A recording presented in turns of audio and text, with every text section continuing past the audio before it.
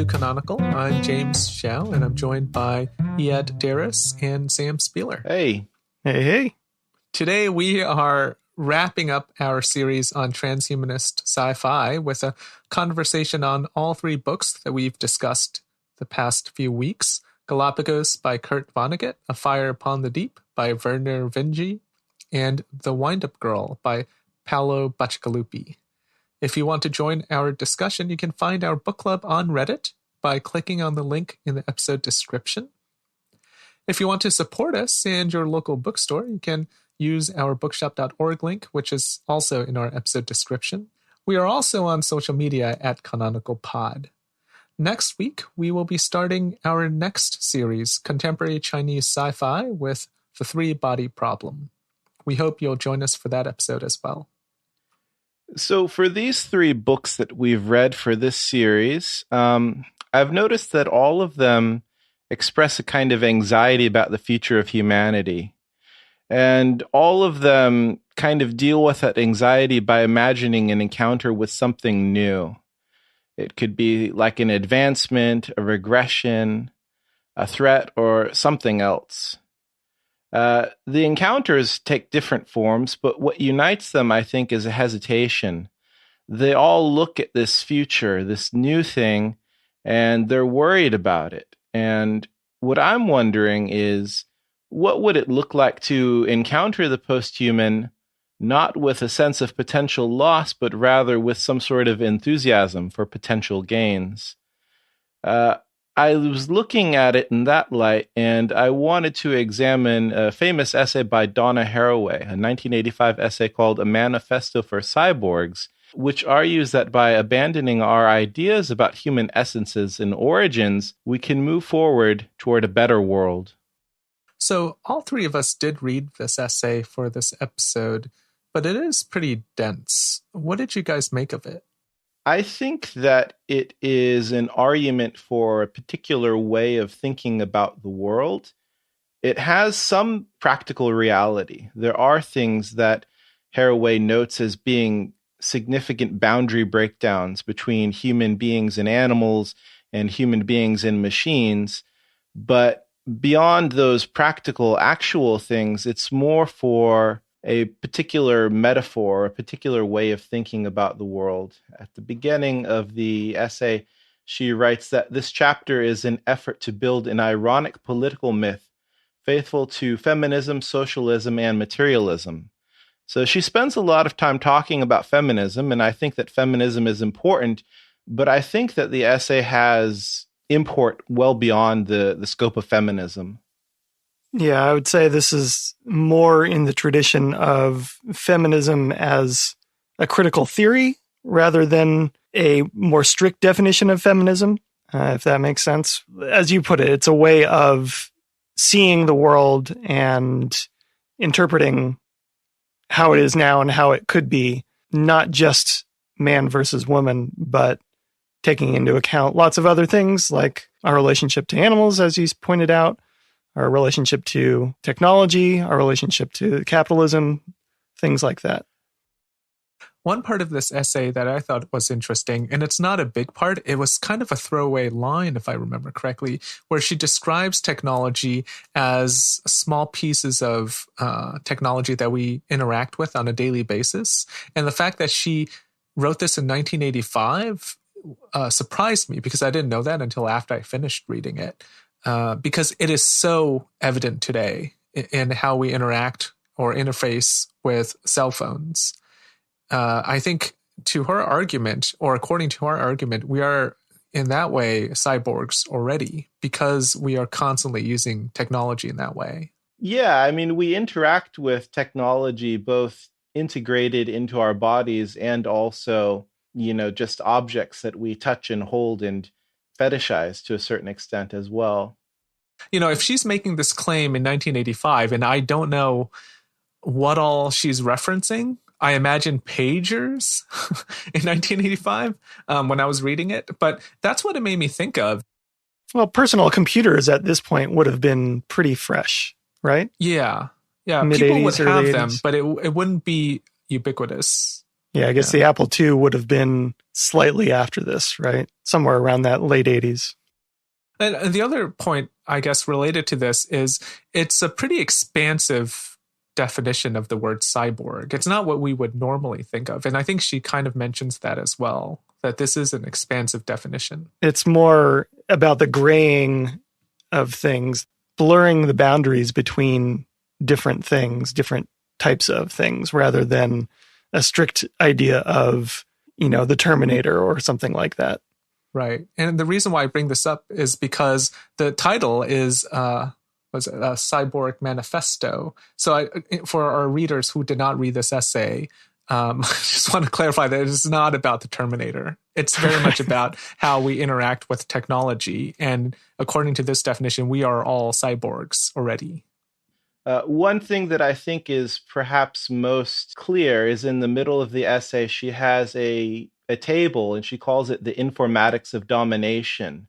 And all of the things on one side of the table are what we might consider natural things, like representation, physiology. And on the other side of the table, we have the quote-unquote unnatural things. So rather than reproduction, she advocates replication. It is, in general sense, I would say, a move away from what we consider natural to what we consider unnatural, an embrace of the unnatural. Okay, so let's apply Haraway to the books we've read. In the episode when we were talking about A Firepaw in the Deep, we noticed that the characters that are alien characters still behave like human characters.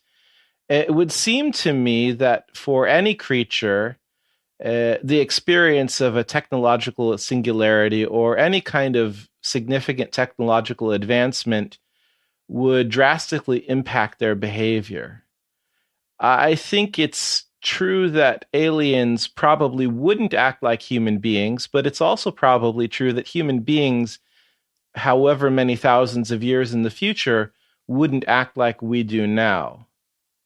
Haraway in the essay writes about the social relations of science and technology. In her mind, science and technology are not transformative. Rather, the way we approach them and how we use them is transformative.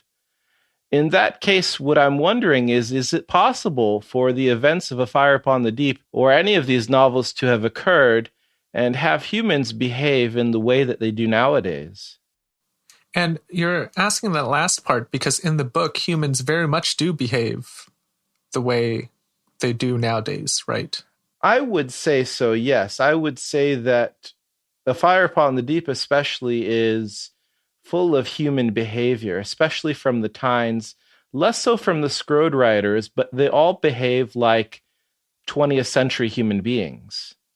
With 20th century human sensibilities and morals.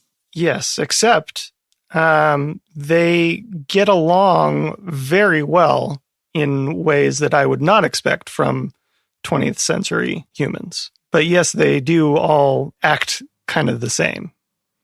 Well, I don't know if I agree with that, Sam, because I know what you're saying. I think that if you look at this as like a 1990s text, where you also have Babylon 5, and I haven't watched all of Babylon 5, but there's one episode I remember it really clearly, and I don't know if you've watched Babylon 5, where Nope. Well, it's a bit laughable if you look at it, if you watch it now, because the main character is a captain or, the leader of the station. And he is introducing the aliens to all the religions of humankind who are standing in line. And he's talking about, celebrating diversity and saying how, and this person's a Muslim and this person's a Christian. And he's saying, and we respect all these people, which is laughable, like, especially given what's going on nowadays. I think in the 1990s, there very much was this sense of kumbaya. Well, what's funny about the example you just gave, too, is I would think religion would fundamentally change if we were a star-faring folk among other star-faring folks. Most religions are predicated on the idea that we are the center of the universe. And just in case my nerd card gets pulled here, he might have been talking about different nationalities on Earth. I don't remember. It was a long time ago.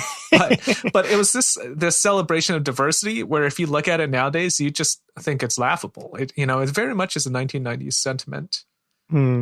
I suppose the sentiment might be that in order to reach this advanced stage, that kind of unity would have to be achieved first, because otherwise divisiveness would have prevented us from that achievement.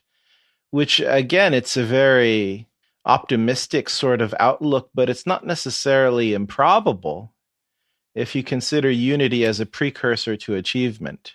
Right, and it isn't necessarily either. I mean, we're already going to space and making leaps and strides in becoming more efficient, and yet we certainly don't have unity now, and unity is not necessary, unfortunately or unfortunately, for those leaps and strides to take place. And you can also see it in other sci-fi shows, by the way, with Next Generation obviously being a very pan-human future. And you contrast that with a show like 20 years later with Star Trek, I forget what it's called now, the prequel to the original Star Trek, where they very much talk about like this person's Russian and that person's, American. Like the nationalities are very much in the foreground. But to your question, Ed, I think that, yes, I think it is impossible to really describe something that takes place a millennia or two in the future, because we don't know how people will be affected by technology or by other changes. It doesn't have to be technological changes. I think that you can't really, if you look at it through that lens, say that this is a faithful attempt. But I think in order to create meaningful narrative, and this is something we talked about in a previous episode, you kind of have to have those anchors in place. You have to decide what from our world today stays. And for Vinge, a lot does not stay, but what does stay is the human morals that we talked about before, the human sensibilities of the 1990s. Well, Sam, here's something that I talked to you a bit about earlier, is in A Fire Upon the Deep, Ravna is apparently pretty lonely out on Relay, and it seems like she doesn't have any kind of romantic partner, and then all of a sudden, when Pham Nguyen shows up, they immediately hook up. So it seems to me like this is indicating in the future, even though people are regularly contacting alien species all the time, they don't have any romantic interests, and that just seems perhaps false in a certain way. I don't know if it's possible to imagine a future where we stop exclusively focusing romantically on our own species, but it seems likely if people are spending so much time away from their own species.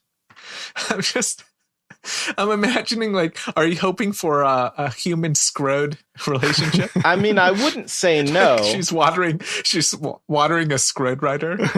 Hey, he wants wheels, man. It's like on the back of a motorcycle. Oil those wheels, baby. I think that's a valid point, but we also don't see a whole lot of interaction. Like, picture Relay, the world gets blown up.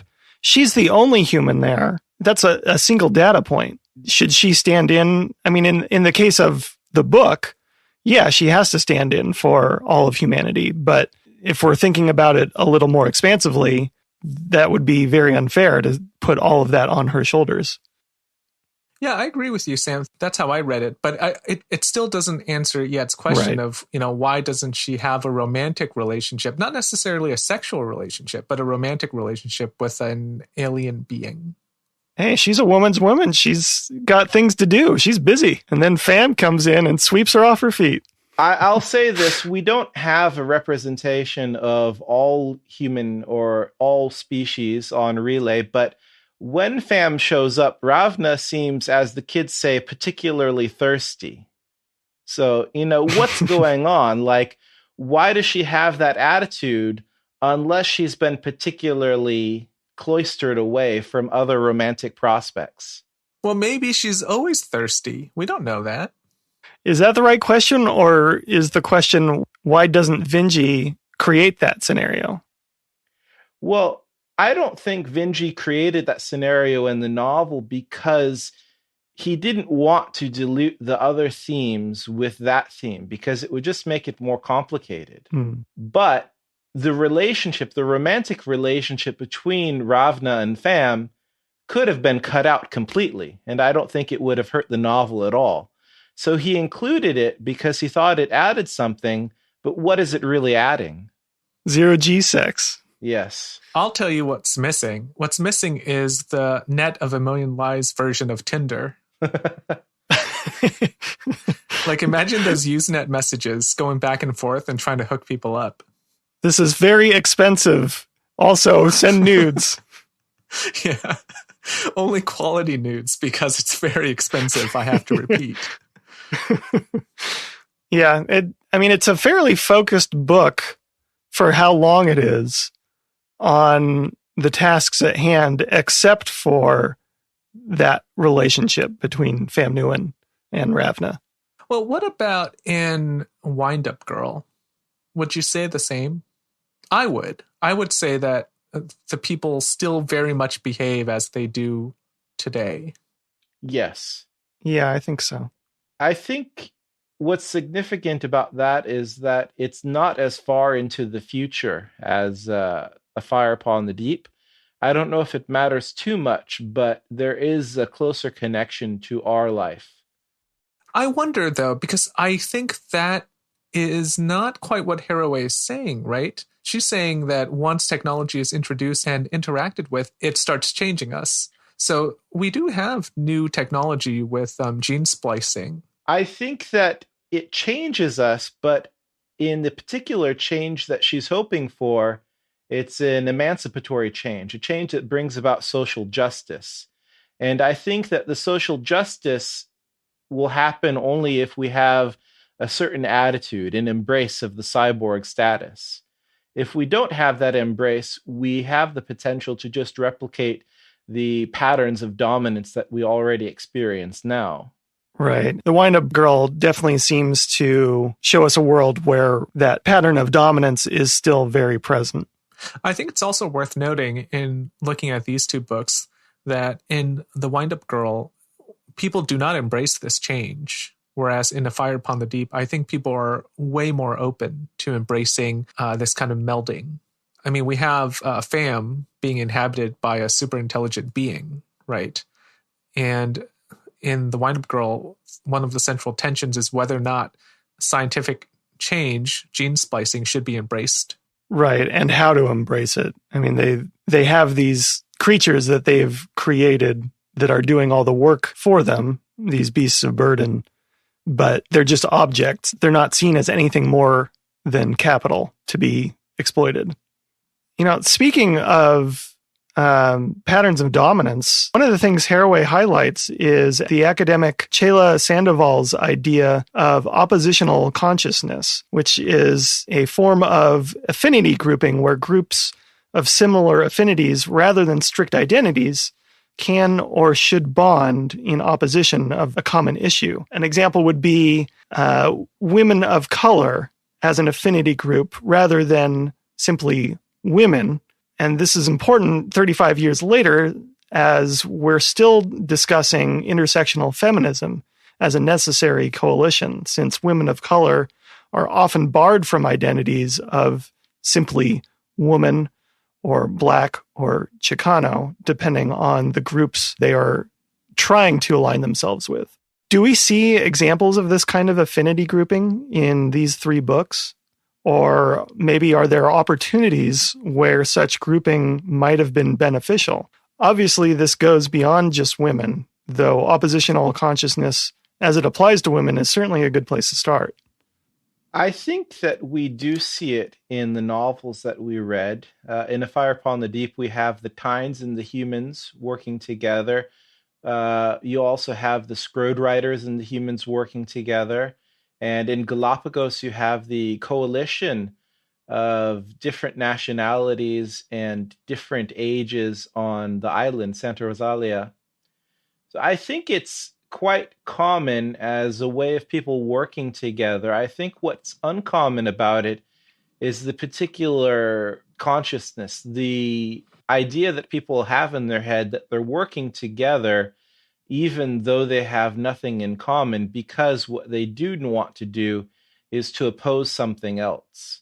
People often do that. I guess you could say it's oppositional subconsciousness, like they're not aware that that's why they're working together.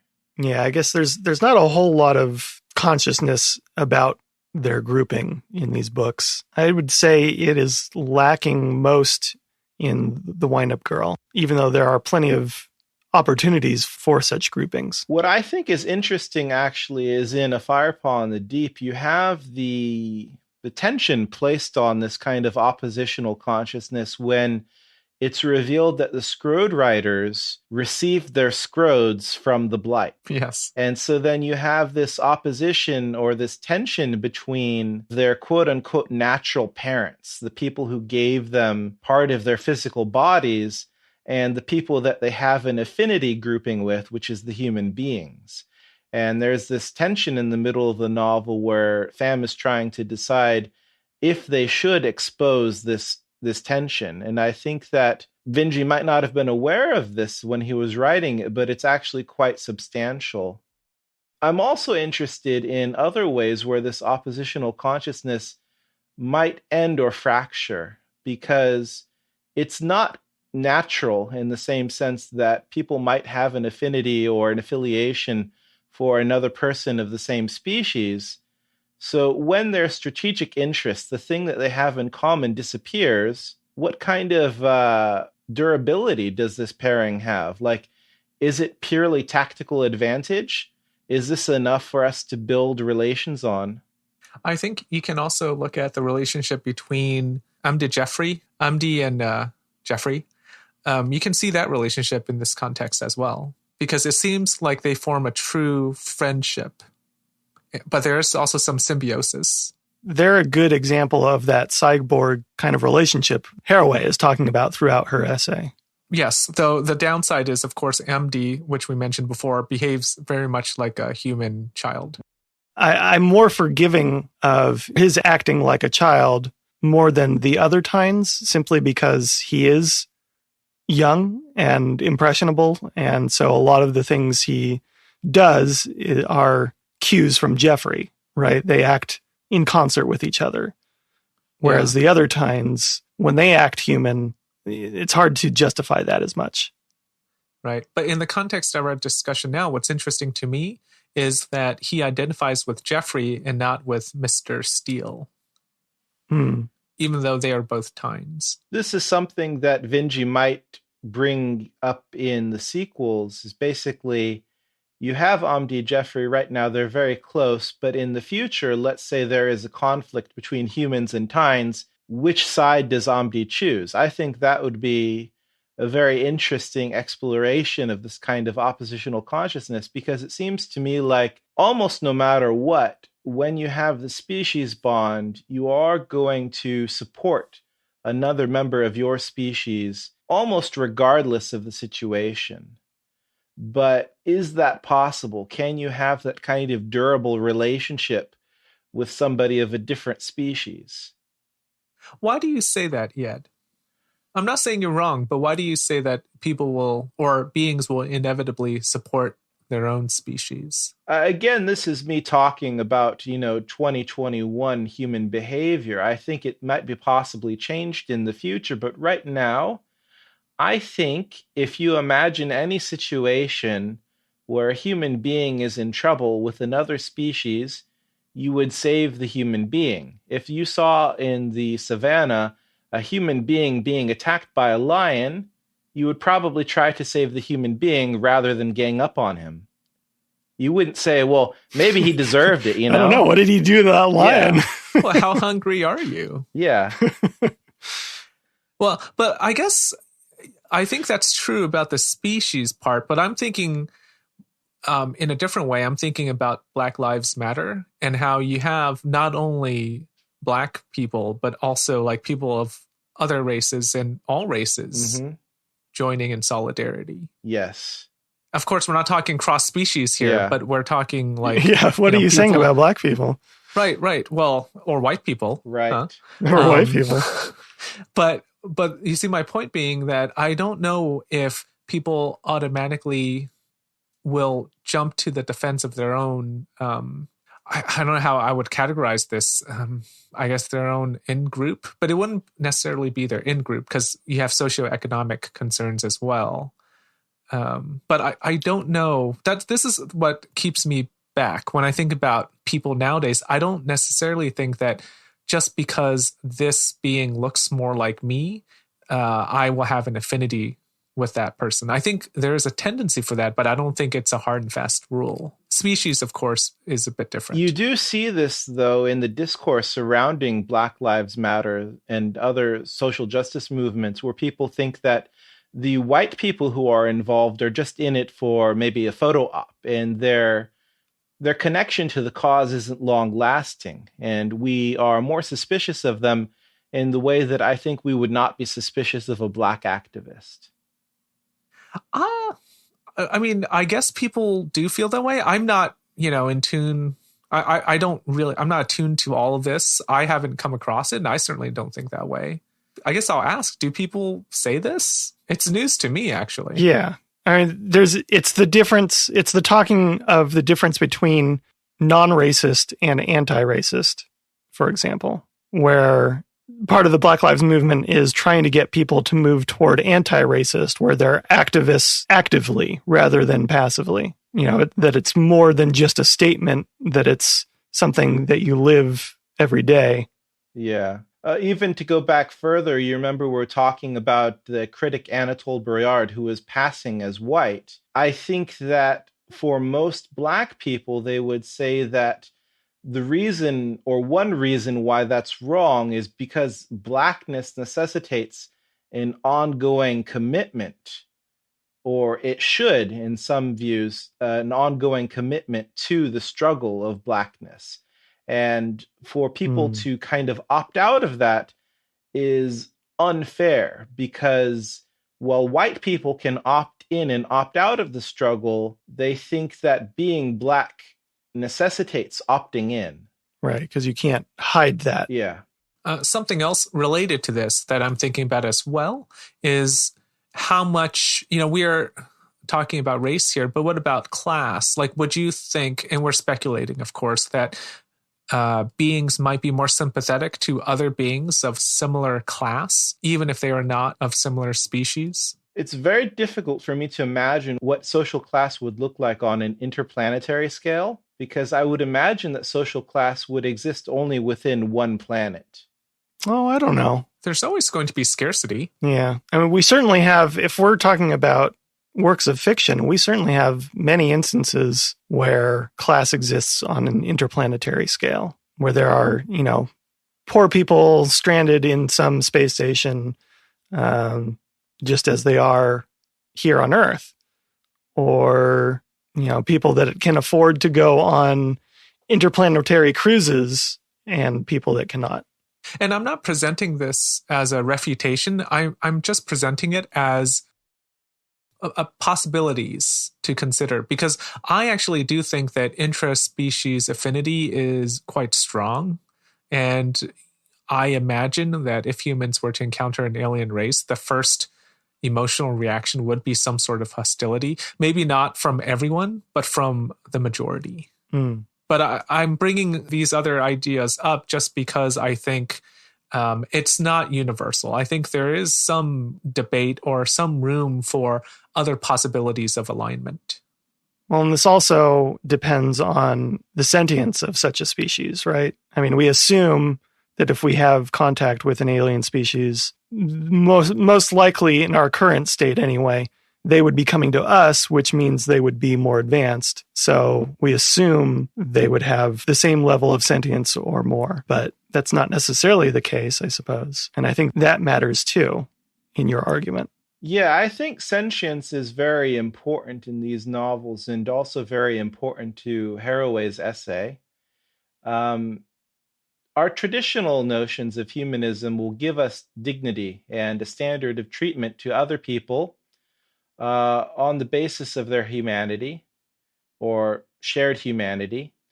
An animal rights activist might say that we should grant dignity and a standard of treatment to all creatures based on sentience. Haraway, I think, generally agrees with sentience as the criteria, but she's writing about already existing creatures. She's talking about animals. In other writings, she talks about companion species. I think that she's very much interested in the interplay between humans and other animals. But how does it get complicated when we talk about a creature that has been created by another creature? If we're talking about a man combined with an animal, you might say that the man's original dignity would carry over into that new union. But if we're creating a creature like Emiko and the Windup girl, where does her dignity come from? It seems to me that the interest that we have nowadays in cloning and robotics comes from the potential to instrumentalize the creature that we make. Rather than treating them as human subjects, we can treat them as objects. And we can treat them in ways that we think are immoral for natural human beings.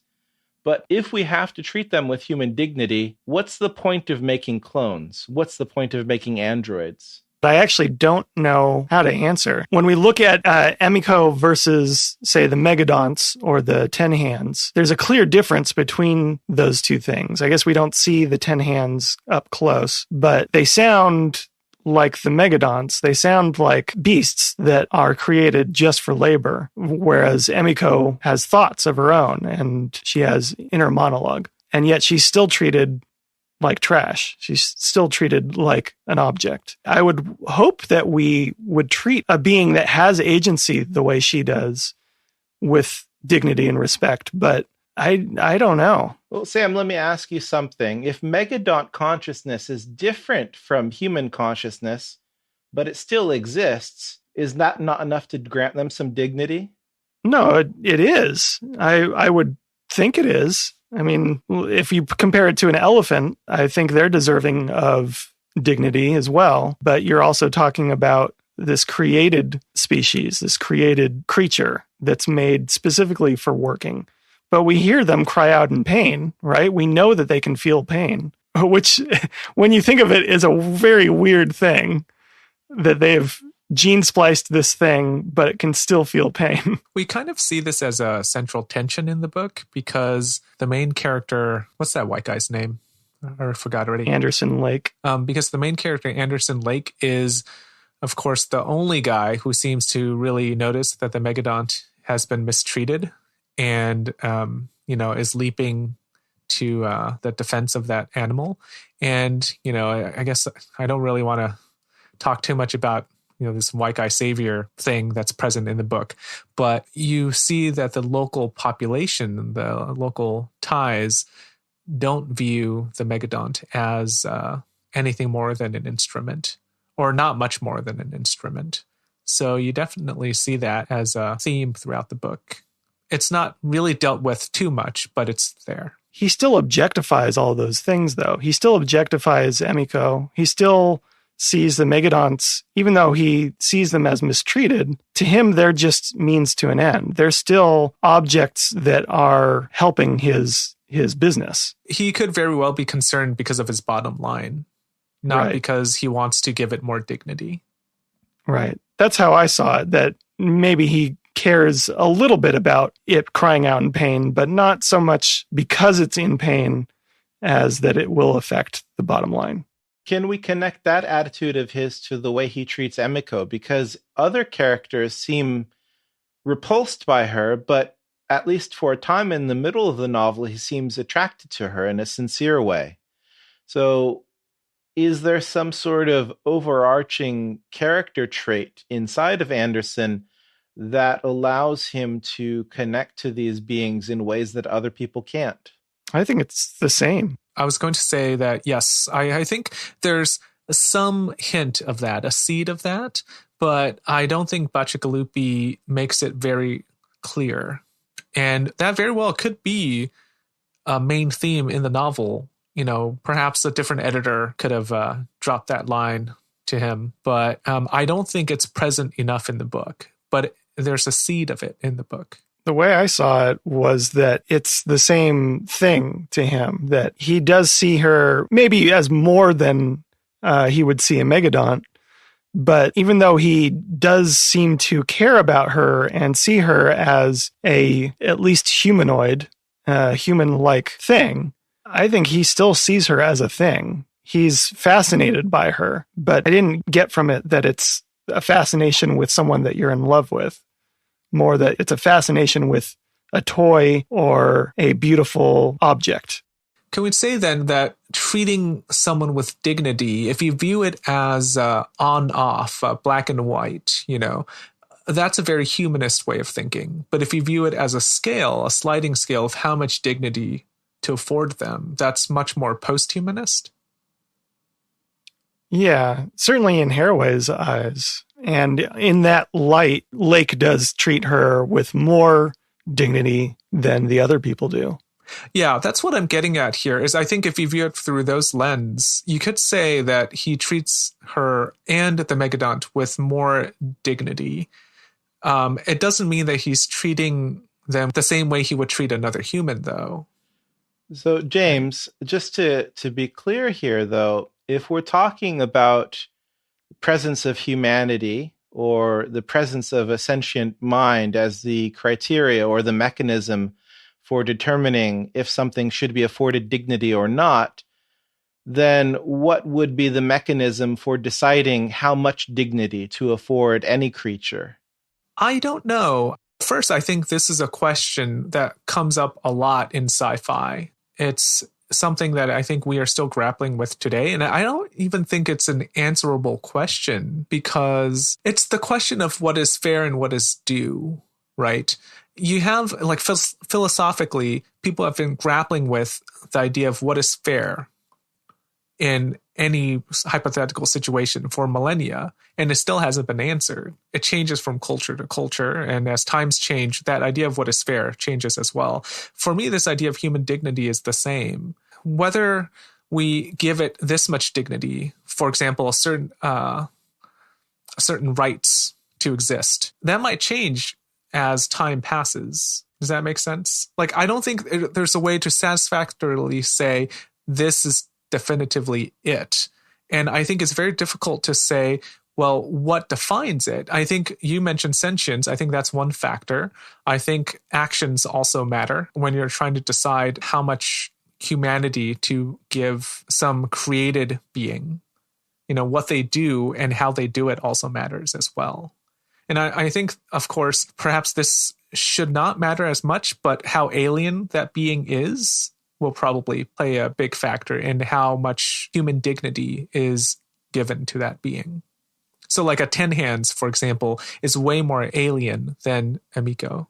I think that Emiko is a special case. It's kind of like the idea of the uncanny valley.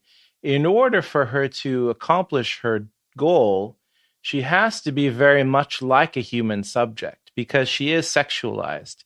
In order for us to be sexually attracted to her, she has to be like a human being rather than like a megadont. So the goal, it seems, for a lot of cloning, especially the way it exists in science fiction, is you want a machine that you can fuck, and you want a machine that you can fuck whenever you want. You don't want a girlfriend because a girlfriend has to be treated in a certain way. In that sense, it seems like if we continue on the path that science fiction shows us, and if we continue on the path that human desire seems to show us, that eventually we will reach this point where we have very human-like objects, and we'll have to reckon with this. It's not something we can put aside to say, well, this is just a philosophical contrivance. This is going to be actual at some point in the future. We're already somewhat close to that. I think you have it right now. Yeah. Is it Her? The movie Her with the real doll? Is that what they're called? Lars and the Real Girl? Yes, Lars and the Real Girl. Her is a different movie with a... Yeah, that's an AI. Female android. Yeah, Lars and the Real Girl takes on that question. There's a documentary, at least one documentary, about men who treat their sex dolls as wives. But it's approaching what we're talking about, but they don't have agency. They don't have sentience. And so they might be treated as wives, but they're still not treated as equals, right? They're still othered. They're still sexualized objects. So it's still hard to compare. I think, though, that the issue, the crucial issue is that affording something too much dignity is a kooky curiosity, but affording something too little dignity is a serious problem. Maybe in certain cultures. I think I agree, like maybe universally it is a serious problem. But if we're talking about clones or real girls, I think it is very much cultural. And what I mean by that is we can look at cloning and how in China, cloning is much more acceptable. And you see a lot more than just Dolly the sheep. I mean, they've started using human DNA. It's much more acceptable in China than it is in the US. That's what I mean by it being more cultural. And I'm not trying to make a value judgment either way here, but I do see it as differing somewhat substantially. You can remember all the uproar about, T cells and, all the discussion around cloning like 20 years ago. I don't see that happening in China at all. This isn't a fully formed thought. This is something I was thinking about right before we started recording. But how can we look at Haraway's discussion of cyborgs with the God versus not God dichotomy at the end of the Windup Girl? The Windup Girl talks with Gibbons, and Gibbons compares himself to a god compared to her. And he's supposed to be like the most, postmodernist character in the whole book, right? He's not necessarily a positive figure in Haraway's light. If we're taking him at his word that he considers himself a god compared to his creation, that's creating more boundaries yet again, even though he's talking about tearing those boundaries down. Yeah. In keeping with the overall kind of emancipatory theme of Haraway's essay, I would say that she would not feel an affinity for him only because I think that consent would be something that she values, and he does not seem to value consent. I also think in terms of this kind of God versus not God distinction that you're talking about, the key feature is that when most people talk about God, they talk about him creating life from scratch. And Gibbons and everyone else is creating life, but using materials already found in the pantry, so to speak. I guess that is further blurring lines between species. You see more of it in A Fire Upon the Deep with the creation of the superintelligence, which then appears as if it's a god because he elevates species like the Scrodes. And the blurring of lines when the old one downloads himself into Pham Nguyen with the God Shatter. Let's pause here for a short break. When we come back, we'll talk about whether or not posthumanism is still relevant nowadays.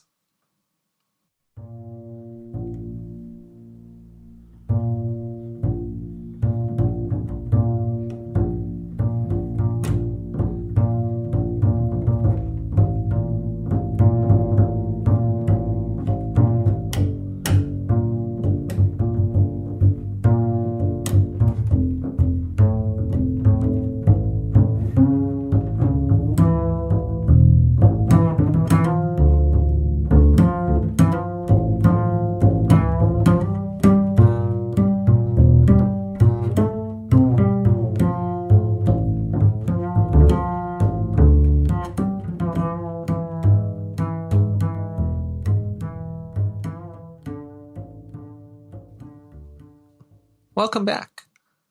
So do you think that posthumanism is still a relevant topic now? I'm not sure if it was ever particularly relevant. I think that it's always kind of floated on the periphery. Yeah, I agree.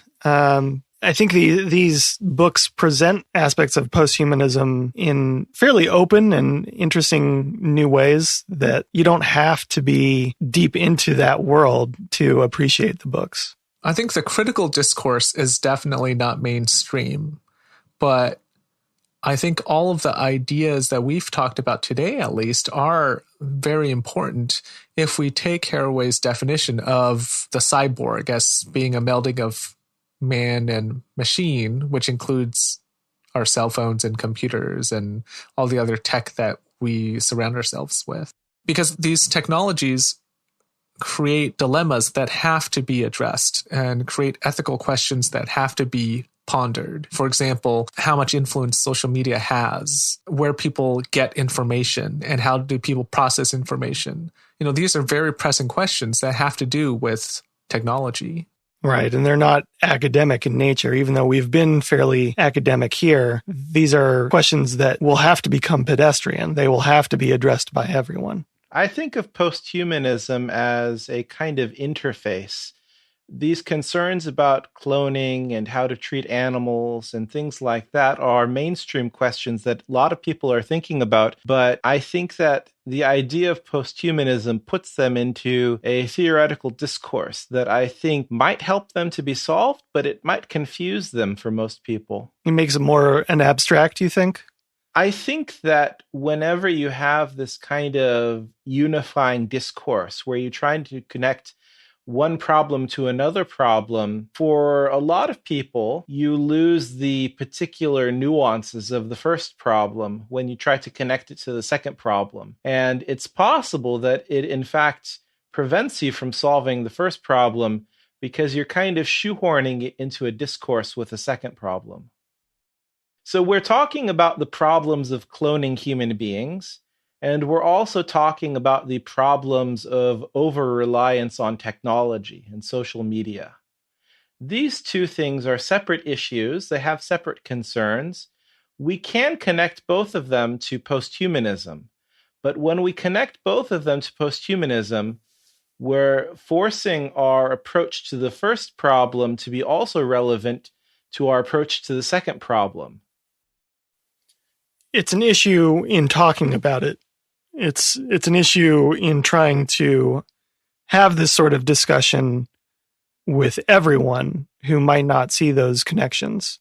It might be an issue not only with other people who don't see the connections, but I think that it might prevent everybody from solving these problems, because I really do think that discourse is important, and the way we talk and think about things does influence the way that we actually act. And if we talk about cloning as a post-human problem, rather than perhaps a biopsy problem, it will affect the way that we try to solve the problem. All right, let's conclude here. Thank you for listening. Would you like to talk to us about any of these books or Haraway? We'd love for you to join us on Reddit. You can find that link below. You can also find us on social media at Canonical Pod, and if you would like to support us and your local bookstore, you can use our bookshop.org link, which is also in our episode description. Next week, we'll be back with our new series, Contemporary Chinese Sci-Fi, with our first book, The Three-Body Problem. If you're interested, go ahead and find a copy of that book. Till next time, happy reading. We'll talk to you soon.